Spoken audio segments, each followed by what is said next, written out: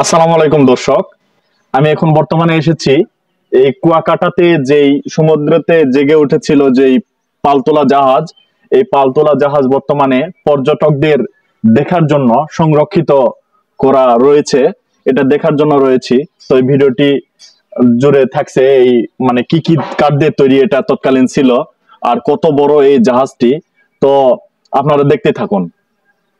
তো প্রথমে ঢুকতেই দেখতে পাচ্ছি এর নিচে সিমেন্টের প্লেয়ার দিয়ে মানে কিভাবে নৌকাটা সংরক্ষিত করে রেখেছে। আর এখানে দেখতেছি খাতায়, এখানে মানে যদিও বা এখানে টিকিট ছাড়া, কিন্তু এখানে খাতা ব্যবহার করছে যে কতজন লোক এই মানে জাহাজটি দেখার জন্য ঢুকলো, সেটা কিন্তু এখানে মানে তারা নোট করে রাখতেছে। আর এখানে দেখতে পাচ্ছি পটুয়াখালী জেলার কলাপাড়া থানায় অবস্থিত কুয়াকাটা সমুদ্রতে জেগে ওঠা প্রাচীন সমুদ্রগামী ছোট্ট পালতোলা জাহাজ। আর এটা দেখতে পাচ্ছি 2012 খ্রিস্টাব্দে পটুয়াখালী জেলার কলাপাড়া থানায় অবস্থিত কুয়াকাটার হোসেনপাড়া মৌজাস্ত ঝাউবাগান ঘেরা সমুদ্রতে জেগে ওঠা প্রাচীন নিদর্শন। আর এই জাহাজটির উচ্চতা 72 ফুট, গুণন 72 ফুট লম্বা, আর প্রস্থ 24 ফুট। সম্পর্কে বিভিন্ন সংবাদ মাধ্যমে সংবাদ প্রকাশিত হয়। তো আরো অনেক বিস্তারিত এর ইতিহাস লেখা আছে, তো বিস্তারিত না পড়ে আপনাদের ঘুরে দেখাবো। একটু ভাইয়ের হেল্প নিব, কি কি কাঠ দিয়ে তৈরি, একটু ভাই যদি একটু বলতেন, একটু যদি আসতেন প্লিজ। এটা মূলত জারল কাঠের তৈরি প্রমাণিত হয়। বাংলাদেশ বন গবেষণা ইনস্টিটিউট এটা করছে, বিশ্লেষণ করছে যে এটা কি গাছের তৈরি হইতে পারে। তারপর একটু জোরে বলবেন। তারা প্রমাণিত করছে যে এটা সম্পূর্ণ জারল কাঠের তৈরি। তো এই উপরে দেখতে পাচ্ছি যে এই কাঠগুলো, এগুলো মানে যাতে ভেঙে না যায় সেই জন্য হয়তো বা এটা করছে। জি জি, ওটাও জারল কাঠের তৈরি, ওটাও জারল কাঠ আছে। তো দর্শক দেখতে পাচ্ছেন মানে কি মানে কত দামি কাঠ, আর কত এখনো মানে কি পরিমাণ মজবুত আছে, মনে হচ্ছে আরো 100 বছরও কিচ্ছু হবে না। আর এই প্রত্যেকটা মানে নিচে কিন্তু অনেকগুলো প্লেয়ার বসানো হয়েছে এটা ধরে রাখার জন্য। আর এটা কিন্তু এখানে উন্মুক্ত রাখছে, মানে এটা দেখার জন্য কোনো টিকিটের প্রয়োজন নাই। তো একটু ঘুরে আপনাদের দেখাবো, আপনারা দেখতে থাকুন। এই জাহাজটি কুয়াকাটা সমুদ্রতে একটা ঝাউ বাগানে ভেসে উঠেছিল, সেখান থেকে কিন্তু নিয়ে এসে এখানে সংরক্ষণ করা হয়েছে এটা পর্যটকদের দেখানোর জন্য। এই যে ভেতরের অবস্থাটা একটু দেখাবো আপনাদের।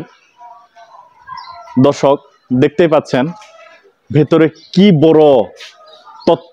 তখন কিন্তু মানে কোনো প্রকার কোনো, এখন যেমন ছোট্ট ছোট্ট ট্রলারেও বিভিন্ন মেশিন ব্যবহার করা হয়, সেই মেশিনের সেই ট্রলারটা বহন করে, কিন্তু তৎকালীন কিন্তু কোনো মেশিন ছিল না। এটা কিন্তু পাল পাল ছিল, এই পাল দিয়ে বাতাসে নিয়ে চলে যেত।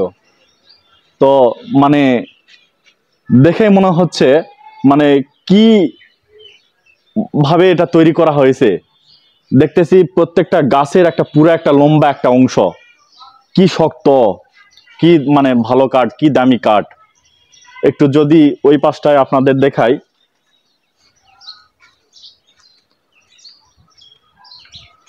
দেখতে পাচ্ছেন দর্শক কি বিশাল এই জাহাজটি, কি বুদ্ধি খাটিয়ে এটা তৎকালীন তৈরি করা হয়েছে। কিভাবে দর্শক দেখতে পাচ্ছেন কিভাবে এই যে লোহা দিয়ে পেরেক মারা আছে, এই যে পিতল দেওয়া, পিতল। আর এর নিচে কিন্তু দর্শক এগুলো কিন্তু শীট না, এগুলো পিতল ব্যবহার করা হয়েছে, এগুলো কিন্তু পিতল ব্যবহার করা হয়েছে। আর এই যে লঙ্গর করার জন্য আপনার কি, এটা লঙ্গর করার শিকল, শিকল। ওরে বাবা রে বাবা, দেখতে পাচ্ছেন দর্শক এটা অনেক ছিল, আমরা যেটা আনতে পারছি তাই এটা নিয়ে আসছি, আর তা ওখানে রয়ে গেছে, সাগরের ভিতরে চলে গেছে।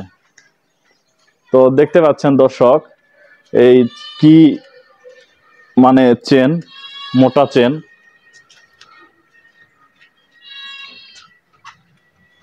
এটা এখন পর্যটকদের দেখার জন্য এখানে সংরক্ষণ করা রয়েছে। এটা সম্পূর্ণ পিতল, সম্পূর্ণটাই পিতল। এই যে দেখা যাচ্ছে পিতল, এই যে দেখে বোঝা যাচ্ছে পিতল, এটা পিতল। চিন্তা করা যায়, পিতল।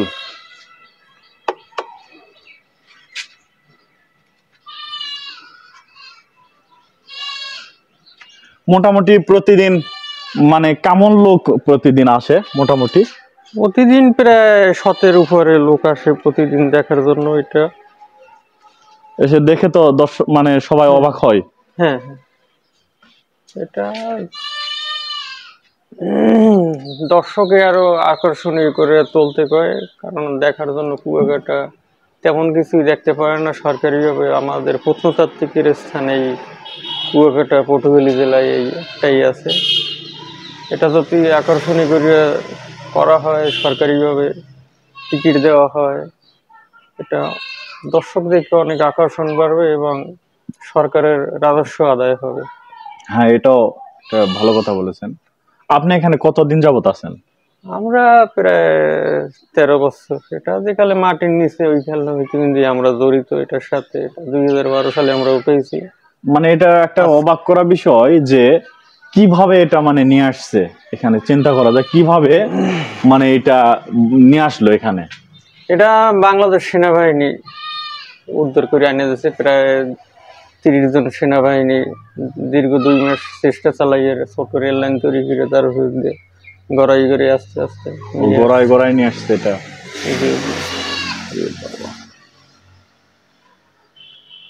তো দর্শক শুনলেন যে সেনা সদস্যরা কিন্তু এটা দীর্ঘ 2 মাস অক্লান্ত পরিশ্রম করে গোড়ায় গোড়ায় এটা কিন্তু নিয়ে আসে এখানে রাখছে। আর আপনার বেতন টেতন মানে আপনি যে এখানে আছেন আপনার বেতন কে দেয়? আমাদের বেতন সরকারি তরফ থেকে করে বহন করে। তাই বেতন যে দেয় হাতে আজকের যে দ্রব্যমূল্যের অবস্থানে চলে না, সন্তুষ্ট না, মানে চলেও না, সংসার চালাইতে কষ্ট হয়ে যায়। কোনো আমাদের ঈদ কুরবানিতে এবং বৈশাখী এতে কোনো বোনাস নাই, বেতনের টাকা করে। এমন আছে প্রায় 2 মাস 3 মাস বেতন বন্ধ থাকে, তারপর বেতন ওই সময় সংসার চালাইতে খুব কষ্ট হয়।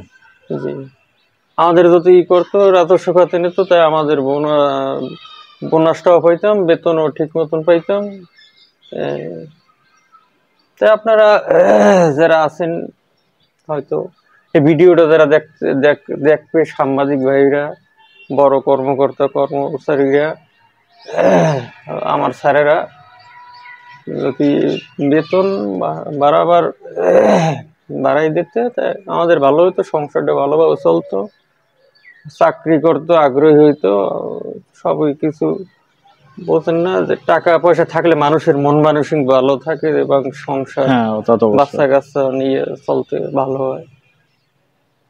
ঈদ কুরবানিতে দেখা গেছে যে অন্য অন্য কাজ করলো কোম্পানি মালিক বেতনের সাথে অর্ধা বোনাস দেয়, আমাদের হেবিল কিছু দেওয়া হয় না। এমন আছে কিনা আমরা ঈদ কুরবানিতে বেতনও পাই না, তাই ঈদ কুরবানি করতে খুব কষ্ট হয়ে যায়। তো দর্শক শুনলেন ওনার মুখ থেকে যে এখানে উনি দীর্ঘদিন যাবত আছে, কিন্তু ওনার যে বর্তমান বাজার যে চলার জন্য যে অর্থ প্রয়োজন সেরকম কিন্তু বেতনে এখানে পায় না। এমনকি দেখা যায় 2 মাস 3 মাসও নাকি তিনি বেতন পায় না। তো এই হলো এই কুয়াকাটার সেই জাহাজটি ভেসে ওঠা। তো আপনাদের দেখালাম। তো ভিডিওটি সবার কেমন লাগলো আপনাদের মূল্যবান কমেন্ট করে জানাবেন। তো সবাই ভালো থাকবেন, সুস্থ থাকবেন। আল্লাহ হাফেজ।